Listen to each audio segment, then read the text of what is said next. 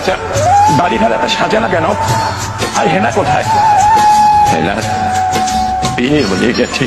ঢাকাই সিনেমার একসময়ে জনপ্রিয় অভিনেতা বাপ্পারাজ। ক্যারিয়ারে অসংখ্য রোমান্টিক সিনেমা দর্শকদের উপহার দিয়েছেন তিনি। তবে দর্শকদের কাছে অভিনেতা বাপ্পারাজ মানেই ব্যর্থ প্রেম বা ট্র্যাজেডির গল্প, অর্থাৎ ত্রিভুজ প্রেম বা স্যাক্রিফাইসের গল্প নির্ভর সিনেমাগুলোর কারণেই আজও এই নায়ক বেশ জনপ্রিয়।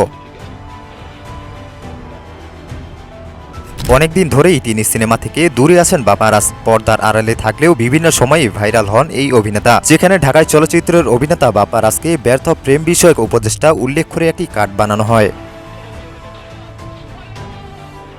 সম্প্রতি নতুন করে ভাইরাল হয়েছেন বাপ্পারাজ। তার অভিনীত সিনেমার বিখ্যাত এক সংলাপ নিয়ে সামাজিক যোগাযোগ মাধ্যমে চলছে বেশ হাস্যরস। হঠাৎ করে সবাই মজেছেন বাপ্পারাজের হেনায়। চাচা হেনা কথায় সংলাপে সয়লাভ সোশ্যাল মিডিয়া। আমি বিশ্বাস করি না।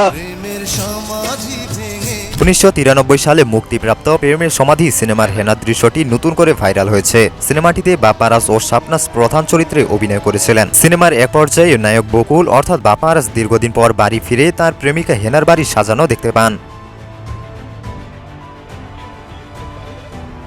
বকুল তখন আবেগ আপ্লুত হয়ে বলেন, না না, হেনার বিয়ে হয়ে যেতে পারে না, এ আমি বিশ্বাস করি না। এরপর প্রেমের সমাধি ভেঙে মনের শিকল ছেড়ে পাখি উড়ে যায় গানটি বাজতে থাকে। দীর্ঘদিন পর এই সংলাপটি সামাজিক যোগাযোগ মাধ্যমে পুনরায় জনপ্রিয়তা পেয়েছে। তবে এই মিমের শিকার হয়েছেন দুই কিংবদন্তি ফুটবলার মেসি এবং রোনালদো। অনেকেই এই দৃশ্যের সাথে মেসি এবং রোনালদোকে অপরিকল্পিতভাবেই বানানো ভিডিও ক্লিপ শেয়ার করছেন এবং নিজেদের মতামত ও অনুভূতি প্রকাশ করেছেন। বিভিন্ন পেজ বা গ্রুপে বানানো হচ্ছে মিমস। মানুষের কমেন্ট বক্সেও অহরহ দেখা যাচ্ছে এই মিমসটি। তবে ঠিক কী কারণে এই সংলাপটি হঠাৎ করে ভাইরাল হলো তা এখনো স্পষ্ট নয়।